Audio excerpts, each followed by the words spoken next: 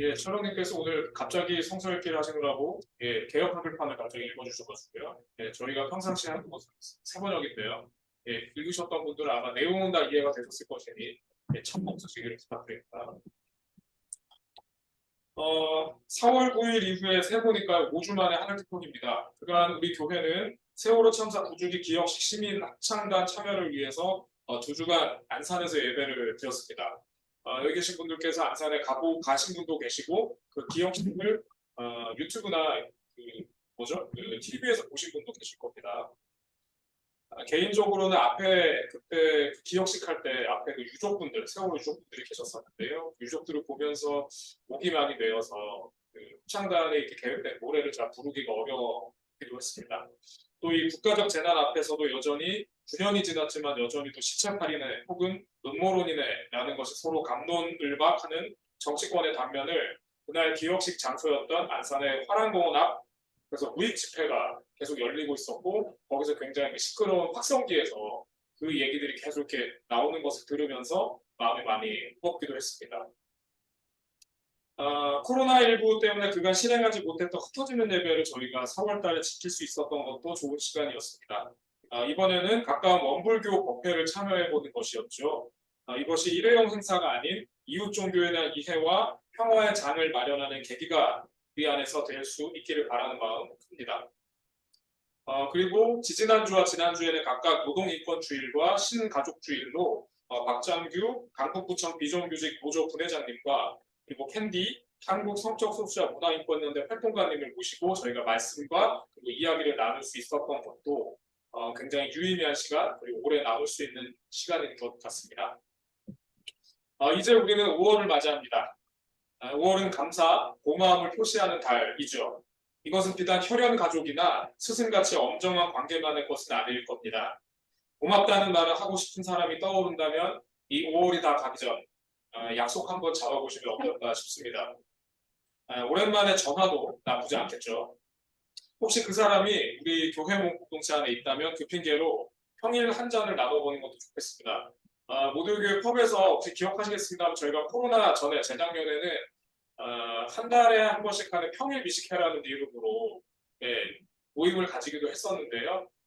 이제 점점 또 이제 이게 날도 풀리고 좋은 날씨들이 오고 있으니까요. 저희가 그렇게도 한번 만나보면 어떨까 하는 생각을 개인적으로 가져봤습니다. 거의 방치하다시피 하는 저희 집 베란다의 화초도 지금 점점 녹음이 짙어지고 있는 지금 아무쪼록 여러분 모두와 연대하는 이웃들의 공감 마음에 한대 평화가 깃들길 기원합니다. 오늘 함께 읽었던 성서를 생각해 봅시다. 처음 읽었던 신명기는 일성서 최대의 영웅인 모세의 임종 기사입니다. 이야기 속 모세는 히브리 해방과 새로운 터전으로의 안내를 그의 노년 전체를 바쳐서 진행하죠. 하지만 젖과 꿀이 흐른다는 가나안 문턱에서 그만 그의 삶은 마무리됩니다. 그에 대해 본문은 다음과 같이 엄청난 찬사를 바칩니다. 야훼가 얼굴과 얼굴을 마주대고 알아갔던 사람. 하나님께서 면대면으로 사귀었던 사람이라는 뜻이죠. 그런데 이 말은 여러분 무척 이상합니다. 잘 생각해 보세요. 왜냐하면 인간이 감히 신을 마주대할 수 없다는 것이 우리가 알고 있는 성서의 일관된 관점이기 때문입니다. 그렇지 않으세요? 출애굽기에 불붙은 떨기나무 앞에서 신의 음성을 들었던 모세가 했던 것은 가장 먼저 자신의 얼굴을 가리는 일이었습니다. 또 사도행전에서 예수를 환한 빛으로 만났다는 바울이 시력을 잃었다라고 하는 이야기가 나타나는 것은 모두 유대교의 바로 이 일관된 신인식, 사람은 감히 신을 마주 볼 수 없다라는 인식 때문에 이런 이야기들이 적혀 있는 것입니다. 심지어 출애굽기 속 모세는 숱하게 야훼 하나님 앞에 서지만 실제로 그 내용들을 읽어보면 불꽃이나 구름 가운데서 그저 음성을 들었다 하는 이야기가 있을 뿐입니다. 그런데도 본문은 히브리어로 보면 예다오, 야훼, 파님, 엘파님 즉 면대면으로 신이 만났던 혹은 신과 교분을 나눴던 이라는 얘기로 적시하고 있습니다. 이것은 오경과 이어지는 여호수아기 등의 역사서를 최종 구성한 저자들이었던 사제들이 자신들에게 있어서 단군 할아버지와도 같은 모세를 지존으로 높여서 세우기 위한 목적으로 사용한 수사학적 표현이라고 생각할 수 있습니다. 자신들의 지존을 굉장히 높게 세우면 어떻게 되겠어요? 거기에 연원을 둔다는 자기 자신들 역시 굉장히 높이 올라갈 수 있겠죠. 하지만 이들은 모세의 성역화 작업에 너무 열을 냈던 나머지 그만 모세를 야훼 하나님과 동등한 위치, 얼굴과 얼굴을 마주대하고 얘기를 나눌 수 있을 만큼의 하나님과 거의 아주 시쳇말로 하면 다이다이 뜨는 사이. 예, 이런 정도로 기술하는 실수를 저지르고 말았습니다. 저자의 실수. 이에 대해 퀴어 성서신학자 모나 웨스트는 여러 명이 함께 적었던 책 Take Back the Word에서 독자는 이 저자의 실수, 다시 말해 이 글을 썼던 사람의 허점을 통해서 그 저자가 아주 공고하게 짜맞췄었던 의도 너머의 진짜 세상을 만날 수 있다라고 보았습니다. 이것을 통해 볼 때 모세 띄우기 과정에서 저질렀던 저자들의 실수를 통해 우리는 인간과 얼굴을 마주대하고 이야기 나눈다 하나님. 여러분 이렇게 생각해 보면 하나님이 되게 좀 더 친근하고 그리고 뭐랄까 좀 편하게 느껴지지 않으시나요? 그런 신과 동등한 관계 속 사귐을 가졌던 인간 모세라는 대단히 불경하고도 결을 거스리는, 다시 말해 매우 퀴어적인 평가를 내릴 수 있게 됩니다. 몹시도 퀴어스러운 해석의 가능성은 우리가 두 번째로 읽었던 사도행전 본문에서도 만날 수 있습니다. 인간의 땅에서 하늘로 오르신 예수. 고대 그리스 사상체계 속에서 신과 인간은 본질적으로 다른 존재입니다. 본질적으로, 질적으로 다른 존재. 심지어 당대 영지주의적 세계관에서 창조의 신이라고 불리우는 데미우르고스는 우리는 창조를 했기 때문에 이 현상계하고 가장 가까운 신이거든요. 그래서 신 중에서 현상계와 가장 가까이 있기 때문에 그는 신에서 가장 저급한 신으로 분류됩니다. 그럼에도 불구하고 가끔 신이 인간에게 찾아오는 일이 있기는 합니다. 대표적인 예가 제우스의 능력을 지니고 태어난 신인 뭐죠? 헤라클레스죠. 하지만 인간계에서 하늘에 직접 닿는 것은 앞서 말씀드렸듯 차원이 다른 영역이기 때문에 그것은 불가능합니다. 이 신성불가침의 영역에 다가갔던 인간은 여러분 그리스 신화에서 한번 보셨던 기억이 나실 텐데요. 인간은 반드시 어떤 대가를 지불해야 합니다.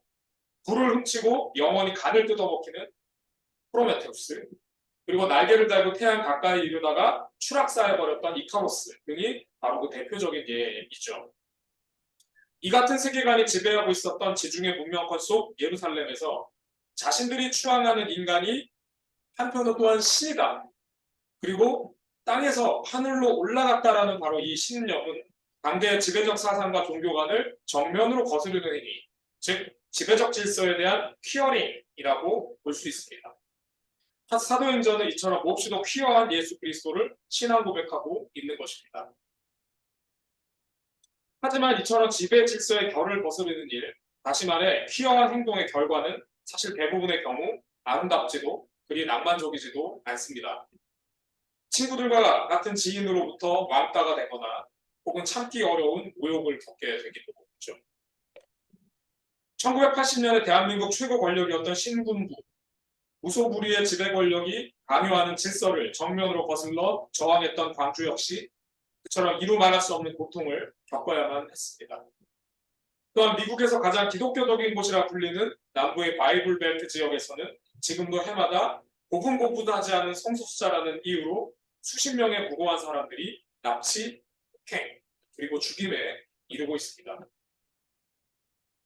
감당할 수 없는 모욕과 강요된 외로움의 절벽에서 스스로 삶을 마감하는 경우는 안타깝게도 너무나 많습니다.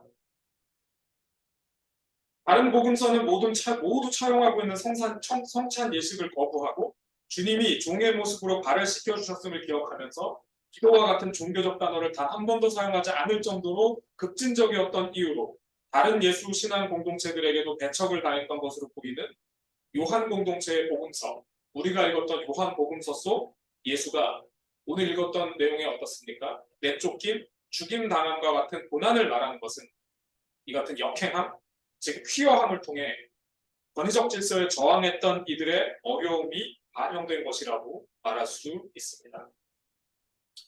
하는 특파기를 마무리하겠습니다. 사랑하는 여러분, 각 시대의 그 부모에 모일 정도의 저항들이 작은 존재들의 거스름이 그리고 지배 질서에 맞선 그 퀴어스러운 행동들에 의해 역사와 시간은 정의와 다양성을 향해 한 걸음씩 한 걸음씩 전진했음을 우리는 잘 알고 있습니다.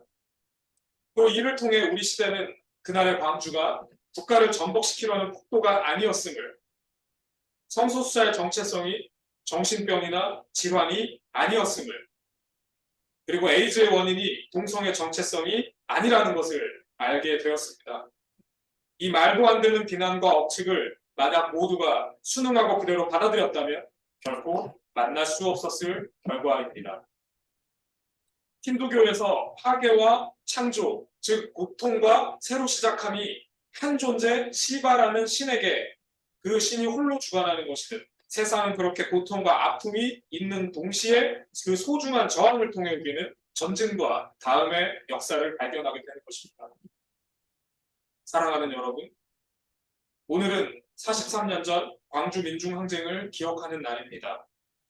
그날 권력은 광주를 빨갱이, 불온 세력, 즉 퀴어한 존재로 규정하고 혐오를 강요했습니다.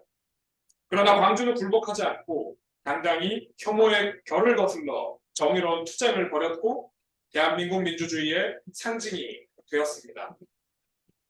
오늘은 또한 성소수자에 대한 혐오와 차별에 반대하는 주일입니다. 이는 세계보건기구 질병부문에서 동성애가 삭제된 1990년 5월 17일을 기념하며 제창된 국제 성소수자 혐오 반대의 날의 정신을 함께 기념하는 의미를 가집니다. 혐오 세력과 권력적 다수 집단들에 의해 성소수자들은 더럽고 불경한 존재, 종교 질서를 거스르는 배교자, 괴상한 집단이라 업신여김을 당했고 그들에 의해 원치 않는 이름 퀴어가 붙여지게 되었죠. 하지만 투쟁하는 성소수자와 엘라이들을 통해 이제는 당당함과 자긍심의 언어로 퀴어의 그 함의가 변경되었습니다. 저항을 통해 지배자의 언어를 빼앗아 오는 것, take back the word, 바로 이것일 것이죠.